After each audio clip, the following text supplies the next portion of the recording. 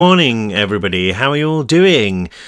I still have a bit of a cough, but I do feel better today. So it was the power of your well wishes that has brought me back. Thank you very much for that. I will carry on with Solitary today. We are about a quarter of the way through, maybe. And Alex and Z are imprisoned beneath the ground in solitary confinement. They are stuck in these coffin-like holes in the rock. Horrible places, barely enough room to do anything really, but they found a way to communicate with each other.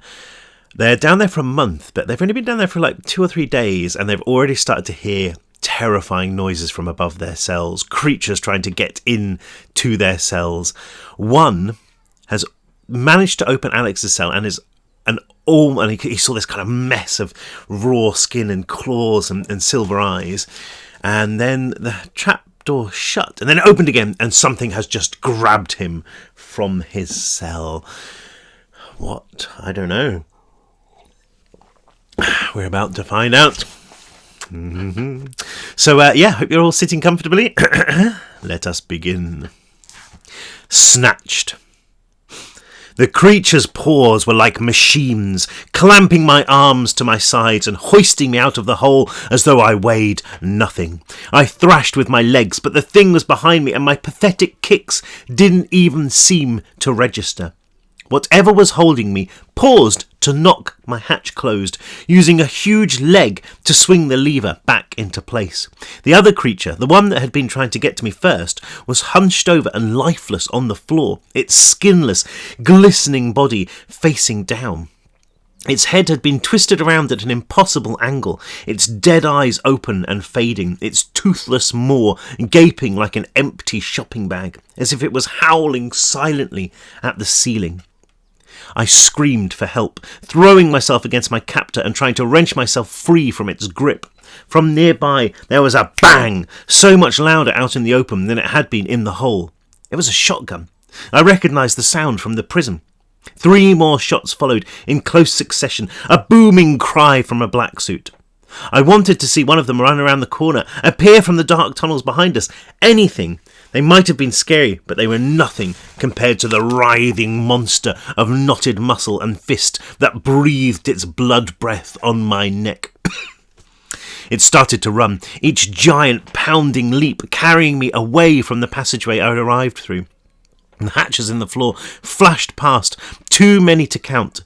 I called Z's name, knowing he wouldn't be able to hear me. Then the creature turned a corner, and Solitary was behind us. We were in another stretch of corridor, narrower this time, and I managed to bring up my leg and kick out at the stone. I made contact, thrusting hard and sending us both off balance. The creature hit the opposite wall, the impact ripping its hand from my arm. I saw my chance, swinging my head back with every ounce of strength I possessed. Stars exploded in my vision, first light, then pain, but it had been worth it. Something behind me crunched, followed by a howl of agony. The other arm loosened, and I tore myself free, staggering on the rock before finding my feet. The corridor was shorter than the one we just left, lightless openings on either side. I bent around again at the end. It bent around at the end again, and I could make out huge shadows bobbing up and down. They had to be cast by guards. They'd probably shoot me as soon as they saw me, but that was better than whatever the creature behind me had in store. I opened my mouth, ready to call out, but before I could, a hand wrapped itself around my face. I felt fingers in my mouth, encrusted with dirt, and I bit down on them. Another hand swung around my waist, and I was lifted again, like a toddler scooped up by a parent. I saw the shadows growing larger, the black suits almost on us, but then the tunnel lurched as I was dragged into one of the openings along the wall, and darkness swallowed me. I knew what was happening. The creature was taking me to a quiet corner where it could eat me slowly, finger by finger, limb by limb. I lashed out again, hoping to flick a foot out of the doorway, one last chance to draw the attention of the guards. It was too strong, and in one leap we were halfway across a pitch-black room, the door nothing but a block of dull crimson light in the distance. Another leap, and it had almost completely disappeared. The creature pinned me to the ground, its hand still clamped against my lips. I could hear the march of booted feet outside, and made one last attempt to scream. "Quiet!" came a voice. Its voice, like a death rattle. My muffled wail died out, more from shock than anything. Had it really spoken? Being devoured by a monster, a creature with little resemblance to humankind, that was one thing. But there was something far, far worse about being carved up by a beast that could speak. "Quiet," came the voice again, softer. It was familiar. The footsteps had all but died away, and I felt the weight on me lift. The hand on my mouth was as firm as ever. "I need to know you're not going to call out," the harsh whisper continued. "I need you to trust me." I lay there for a moment, trembling too much to reply. But what choice did I have? I nodded my head hard enough for it to feel the movement. "I'm not going to hurt you," it went on, gently removing its hand. I tasted blood, although I couldn't tell if it came from my lips or its fingers where I'd bitten them. Gasping for breath, I thought about screaming. Even if I'd wanted to, I doubt I'd have had the strength. "I'm sorry," said the voice again, the sound of joints clicking as it shifted position. "There was no other way. I only had seconds to get you out." "You could have just asked," I replied hoarsely, sitting up. I felt a hard surface beneath me, metal shelves, and shuffled until I was leaning against them. The creature was invisible in the gloom, and I was still terrified of it. But I had thought I'd have claws beneath my skin by now, teeth in my neck, so I couldn't complain. "You wouldn't have come," it said. "By the time I'd convinced you, it would have been too late." And then it struck me, where I'd heard the voice before. I suddenly realised how hot its hands had felt on my face. "You're the thing that saved me, right? Back in the cavern." A grunt that could have been yes. I could hear something else, a gross squishing sound that reminded me of raw meat sliding into the food grinders in the prison kitchen. Are you okay?" I asked. "I think you broke my nose," it replied, its voice laced with pain. "But it's healing. Just give me a minute." I'd never known a broken nose that could heal in a minute, but I kept quiet until the noise stopped and the creature spoke again. "You're Alex Sawyer," it said. And I was about to answer before I realised it wasn't a question. "You broke free." I nodded, forgetting that it couldn't see me. To my surprise, however, its silver eyes seemed to focus on the movement. "I thought so. We heard the explosion from down here. Didn't know what had happened at first, but when we saw you in the river, we couldn't believe it." "We?" I asked. Before it could respond, there was another screech from the corridor outside. More gunfire. Something flew past the distant door, a shadow too swift to make out.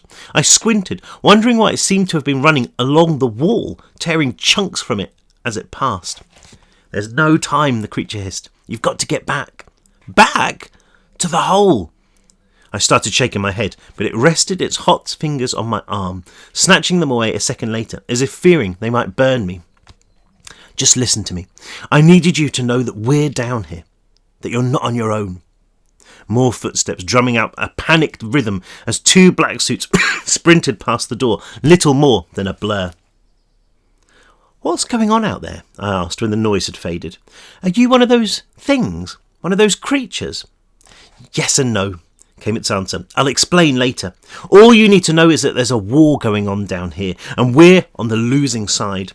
We need you, Alex. If you can get out of general population, then you can get us out of here." My head was spinning, the sensation amplified by the darkness. My thoughts were like planets careening out of orbit, crashing together and exploding into meaningless dust. I saw one clearly, snatched at it before it vanished along with the others. "Donovan. Carl Donovan. Is he down here?" "I don't know," it said, but I could sense the hesitation in its answer. "There are some kids in the infirmary, including the guy you escaped with." "Not him," I interrupted.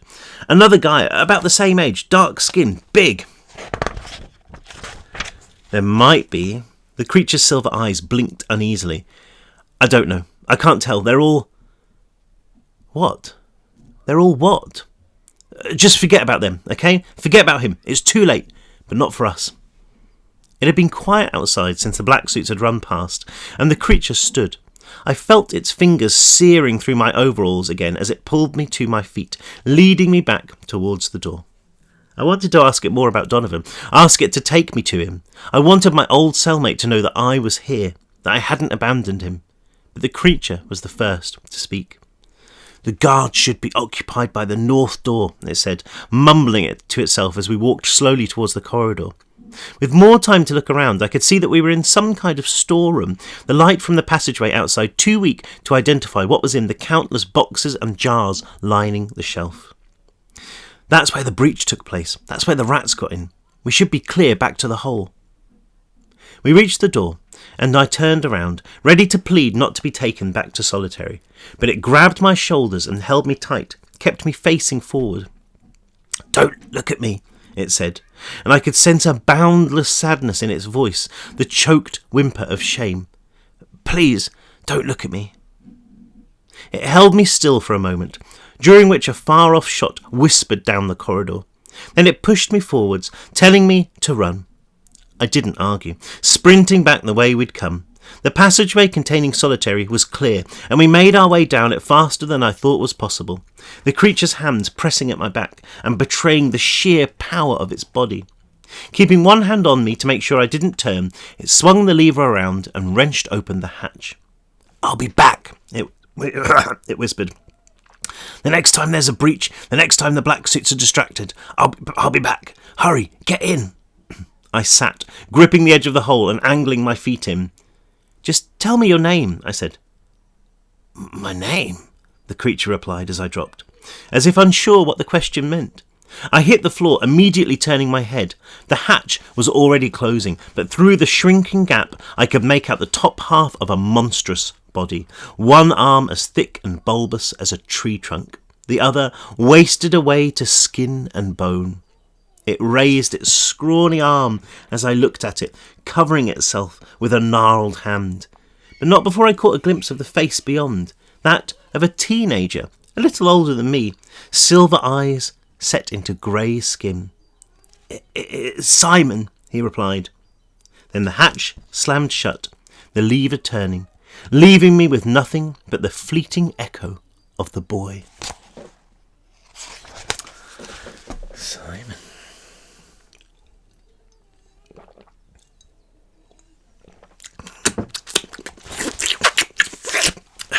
Recovery. For what seemed like an eternity, I stood in my cell, staring into the infinite night, giving my body time to remember how to breathe. My heart was struggling as well, its rhythm frantic and forgetful, thumping too hard and too quick and then missing a beat before trying to catch up. The tiny space felt like it was spinning, even though there was no way I could actually tell if anything was moving or not. I thought I could hear thunder in my ears until my clouded mind focused and I pictured Z next door. He was banging his grill furiously, waiting for a response. Touching the wall to push away my dizziness, I crouched and used my other hand to reach out, finding my own grill upended in one corner. I wasn't sure what to say, so I simply smashed it against the pipe 3 times. There was silence from Z's cell, and I could picture him crashing back against the stone in relief. A few seconds later, he started hammering again, his long sentence giving me plenty of time to recover. "I thought they'd taken you," beat the tuneless notes. "They did," I answered, taking my time over every letter. Z was responding before I'd even finished. "Where? Who?" I tried to think of an answer, an explanation, but my mind drew a blank. Just so Z didn't think I'd gone AWOL again, I gave him a very brief summary of the last few minutes. They'd seemed like hours. The creature that had opened my cell, then the boy who had killed it and dragged me out. I told Z where we'd gone and what he'd said. "Not alone," Z responded. "Who are they?" "I don't know," I replied. I truly didn't. From what I'd glimpsed of the kid, Simon, he looked like a monster. The way the skin of his arm had bulged, stitches encrusted with blood and dirt and threatening to tear loose, reminded me more than anything else of Monty, cut open and packed so tightly with something else's flesh that he looked like an overripe, fly-blown fruit about to burst. He had the same silver eyes too, those of a wolf caught prowling in the moonlight. But why hadn't Simon acted like a monster? Why had he ripped me from my cell and then given me hope, rather than smuggling me into the darkness and feeding from my squirming torso? He could have killed me in the time it took to open my mouth, to scream, and yet he hadn't. It said it needed me, I went on, fragments of the conversation coming together in my head like a jigsaw puzzle. To escape. Escape, Z said, and I could sense his excitement by the eagerness of his taps. You think there's a way? Not a chance in hell, I thought. I mean, we were cocooned in a cell the size of a coffin, miles of rock in every direction except one, and a big chunk of reinforced steel there to make up for it. Not only that, but we'd been pushed even deeper into the stinking bowels of furnace. Down here, there was no chance of salvation. Even if we made it out of solitary, if we found our way back into the labyrinth of tunnels and passageways that made up the guts of the prison, we still had them to contend with. The rats, with their eel-like mouths and endless rows of needle teeth, their infected claws which looked like they could slice through skin as if it was tissue paper, their soulless voices screaming through wet throats as they started to feast. I banged out another sentence, if only to keep my mind busy.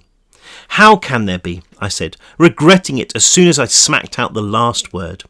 In the whole, keeping up our spirits was the most important thing we could do.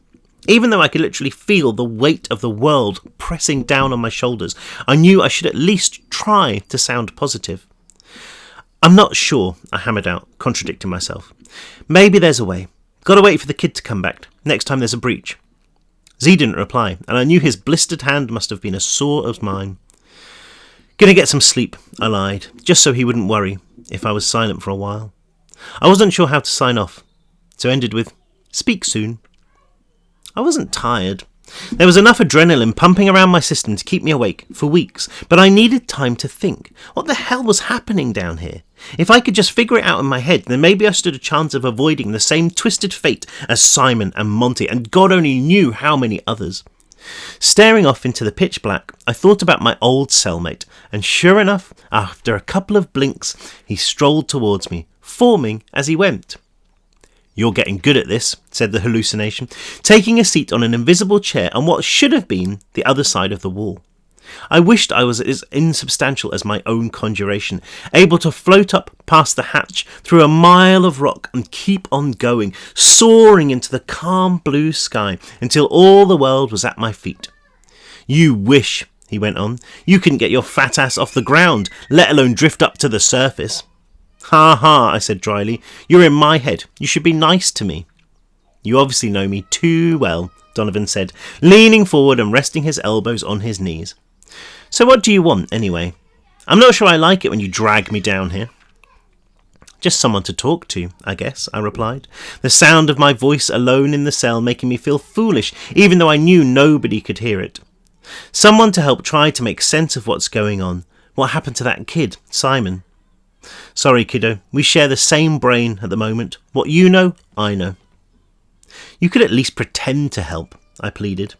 Fine, he said, cupping his head in his hands like someone deep in thought. I think this is all some big reality television show being broadcast right now to the whole nation. Gee, thanks, I said, smiling despite myself. Seriously, Dee, what is going on here? Those things, those creatures, they were human once, right? Yeah, Donovan replied, staring at the floor. His face was a mass of shimmering white, but his excuse me, but his eyes seemed to be glistening even more than usual. You'd better not be picturing me crying, Alex, or I'm going to pound you into the middle of next week. This time I laughed, and he laughed with me for the fraction of a second it took our faces to fall again. Yeah, they look human, look like they were once anyway. But they are not anymore, especially not the rats. They've had every last scrap of humanity torn out of them. They're animals now, monsters, demons, whatever you want to call them. Specimens, I said aloud. Donovan nodded. I think you're right, he said. It's got to be some kind of experiment, some sort of genetic crap, real nasty. Maybe they're trying to create super soldiers or something. Those black suits could kick some serious ass. You should try to find the real me. I'll know the answer. Why would you know any more than me? I replied. We both know I'm the clever one. Donovan just snorted, peering up at me with eyes made from moonlight. Because whatever happens to Simon, he said, to those freaks, is happening to me right now. No, I said, a groan that lurched into a sob. I couldn't bear to picture him in the infirmary while everything recognisable was flayed from his body. Everything good was sucked from his soul. I put my head down, staring at the abyss beneath my feet. And when I lifted it, Donovan had gone. No! I shouted after him.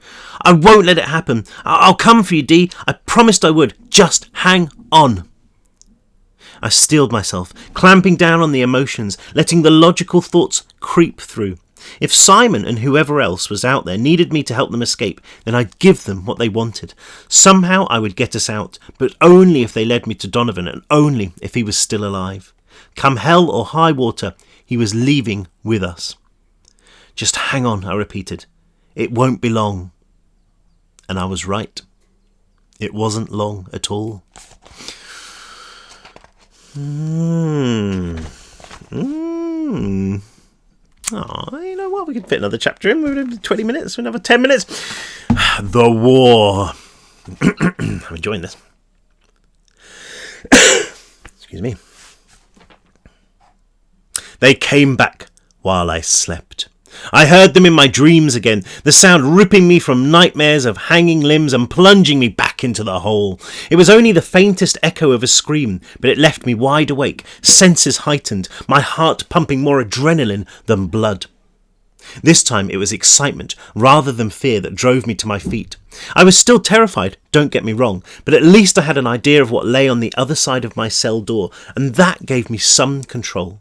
Not much, admittedly, but enough to keep me standing, fists clenched at my side, instead of cowering in the corner, praying for peace. I stood on my tiptoes, put my ear as close to the hatch as I could. For what seemed like hours, there was no sound except the rush of blood in my head, my pulse like the ocean crashing against a stony shore. Then I heard it again, a squeal, distant even through the solid metal. I was concentrating so hard on the sound that a sudden hammering from Z's cell scared me half to death. Take me with you, he tapped out patiently. I had my grill raised to tell him okay when the bar on my hatch squealed, metal grating against metal as it was unlocked. I shifted the heavy grill over my shoulder, ready to swing it up into the face of anything that wasn't Simon. But when the door lifted and I blinked away the burning light of the corridor, it was him I saw, silver eyes peering shamefully out at me from behind crooked fingers. Quick, he said, his voice like that of an old man who'd smoked 100 cigarettes a day all his life. He offered me his other hand, the skin taut and smooth like ancient leather, crisscrossed by stitches. Quick, he repeated, more urgently. I placed both my hands in his, and with no effort at all, he hoisted me from my cell, then slammed the hatch shut. He started to run, heading for the storeroom he'd taken me to before. I didn't follow immediately, skipping over my hatch to the one that sealed Z's cell.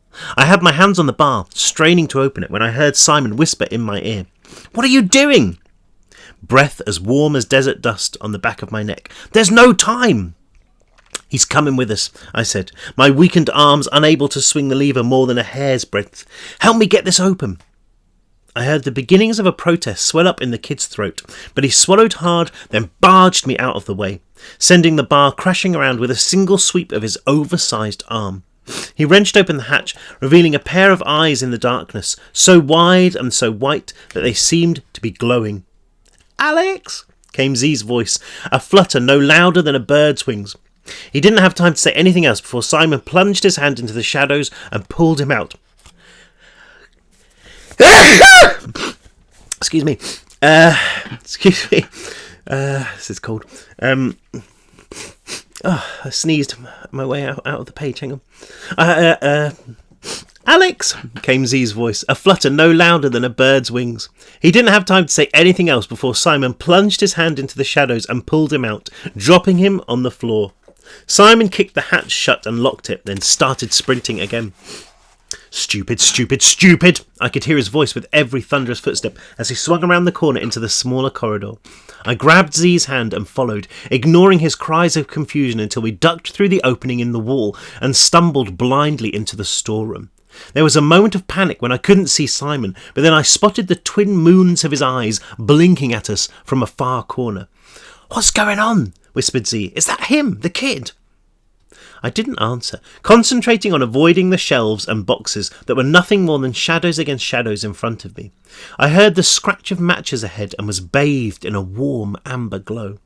"Hurry," said Simon, holding the match as far from himself as he could. He squinted at the light through the fingers of his other hand, as though he was afraid of it, and after a couple of seconds he tossed the flame to the floor. We trod carefully around a metal shelf and sat beside Simon, the match flaring up in an arc of deep orange like a dying breath before it was overrun by the darkness. "That was stupid." His voice snaked up from nowhere. "Every time I come for you, I risk my life. Black suits are everywhere. They'll shoot me on sight." "Sorry," I said, "but Z and I work together. We're a team. You want me to help, then you're going to want him too." "Help?" said Z. "You mean escape?" Simon's silver eyes bobbed up and down as he nodded. I looked over my shoulder at the storeroom door, the corridor deserted and silent beyond. "Where is everyone?" I asked. "The black suits." "Breach took place on the other side again, the north door. Guards are all up there. Will be until they can secure it." "Secure it against what?" said Z. I heard Simon utter a grunt of frustration. "You don't need to know. It's not important. Not now. You need a clear head, Alex. You need to help us find a way out. If you knew what was going on, if you knew what they were doing..." "I need to know everything," I cut in. "We need to know everything. If we're going to get out of here, then we have to know the truth."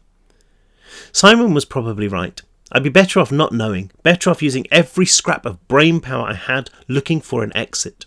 The truth, the unthinkable horrors of Furness, would only sink into my consciousness like a poison, clouding my mind. But right then, it didn't matter. I just wanted to know. The kid sighed, the sound of a breeze kicking leaves along the pavement. "The rats. They're people," he said, his voice shaky. "They're boys, like you, like me. They've just..." He seemed to choke on his own words. "They've just gone wrong." "What do you mean, boys?" said Z, his voice rising. "What's happened to them? Why are they down here?"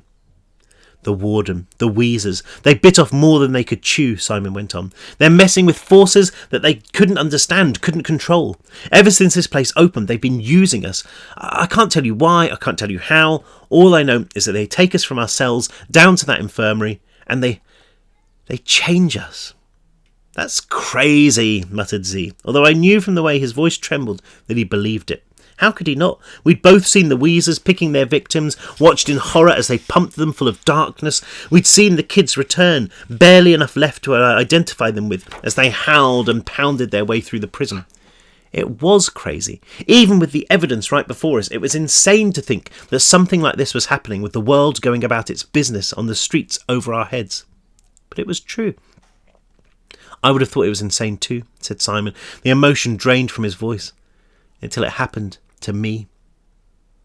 There was another flare of light as the kid sparked up a match. I screwed my eyes shut against the brightness, then eased them open to see Simon sitting before us, hands held out to his sides to give us a front row view of what they'd done to him.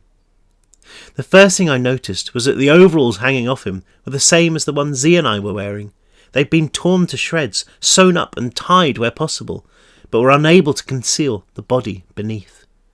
Every visible patch of skin had been sliced open, then stitched back up.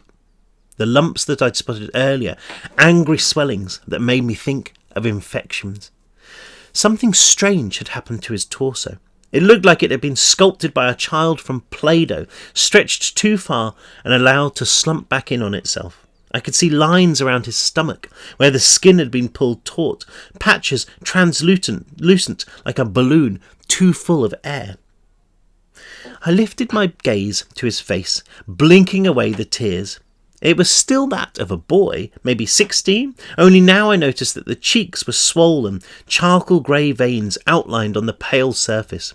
His eyes flashed in the weak light, as if forged from steel, and I thought I could make out scars dripping from each one, like teardrops. I gagged. But then the match flickered out and the feeling was snatched away along with the image. Jesus, breathed Z.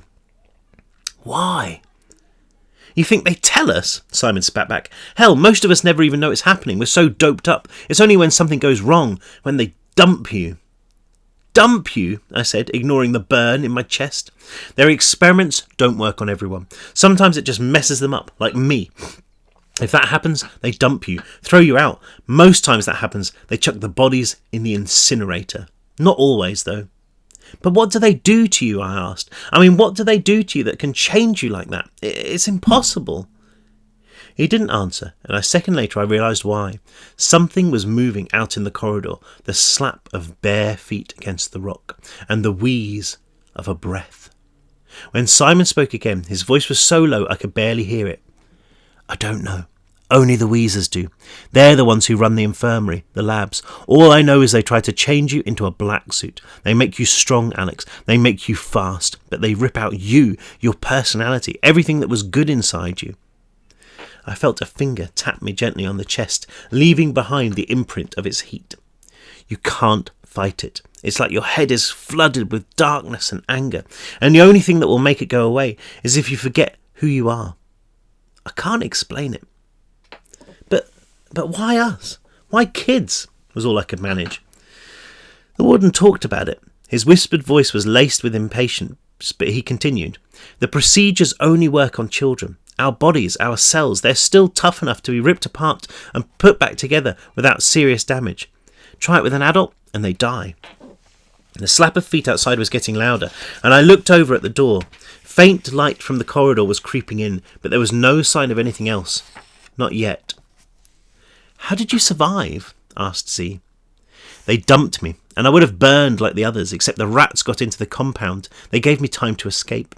They've been through the same experiments too, you see, only they've gone too far. They're not humans like us anymore, and they're not black suits either. There's something much worse. He was speaking quickly now, as if he knew he didn't have much time. There was a growl from outside the door, like an injured lion. They live in the tunnels outside Furnace, the rats, but they're always trying to get back in. Nothing can keep them out, not the doors they keep putting up, not the guns, not the black suits. They force their way in and they tear everything they see to pieces. Why? I asked, unable to believe what I was hearing. For food, mainly. For revenge too, I guess, even though their brains are too messed up to know it. You can see it in their eyes, though. Pure hatred. Somewhere in their heads they understand what they've become, and they can't stand it. And that's the war you mentioned, I pressed. The growl outside got louder. Keep your voice down, Simon replied. Yeah, that's the war. If you thought things were bad up in the main prison in Genpop with the gangs, then you're in for a nasty surprise. The Weezers created something evil, something deadly, and they filled these tunnels with it. It's raging out there, this war, the brute force of Furnace's elite guard against the filth that they unleashed. And we're stuck smack bang in the middle. Something flat and hideously ugly poked its head around the door, sniffing the air with two ragged holes in its face that might once have been a nose.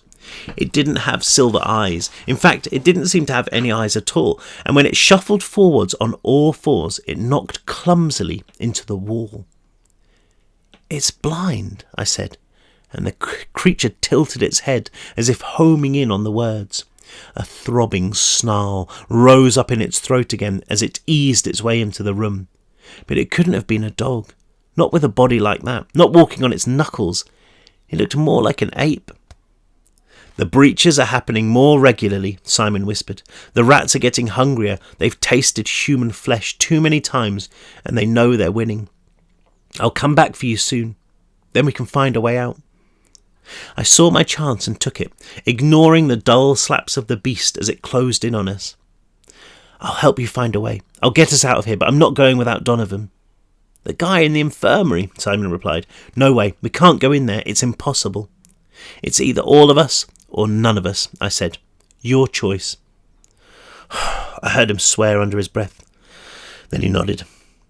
You need to run back to your cells. I'll come lock you in so the black suits don't suspect anything. Just bolt and don't look back, okay? Don't look back. The creature was halfway across the room now, nothing but a humped shadow framed in the light from the door. We'd have to squeeze right past it if we were going to get out, and I prayed that it actually was blind. I braced myself, taking on a sprinter's start and tensing my muscles. "Alex," came Z's uncertain cry, but it was too late to say anything. "Go!" screamed Simon. I sprang, seeing the creature rise up before me and howl as it sensed its prey on the move. It lumbered onto its back feet, towering over my head and swinging its long, loose limbs in wild circles. There was a crunch from my side as Simon leaped onto a shelf. Then I felt wind on my ear as the kid flew over me. He struck the creature with a thump, sending them both crashing into the storeroom and clearing a path to the door. "Go!" yelled Simon again, and we obeyed, speeding towards the rectangle of light and the relative safety of the corridor. I know I shouldn't have looked back, but I did. It was too dark to make out much, but there was no mistaking what was happening in the shadows. I could see the ape-like beast on the floor, pinned down despite its size. It was no longer growling, but whimpering, thrashing pathetically at the air while Simon perched on its chest. The boy had bent down and bitten into the beast's neck, the sound of tearing flesh filling the room. The whimper became a low moan, then faded altogether, replaced by a wet noise that sounded like frantic gulps. 2 silver coins peered from the mess, watching me, and I saw them shake softly from side to side. "Don't look back." Then Z grabbed my overalls and pulled me into the light. There we go. I'm losing my voice. God, I hope I don't lose my voice. What am I going to do? I'll have to mime it. I don't know what any of that was. I'm sure my voice will be back tomorrow. The next chapter is called Preparation. It looks like things are about to start heating up inside Furnace Penitentiary.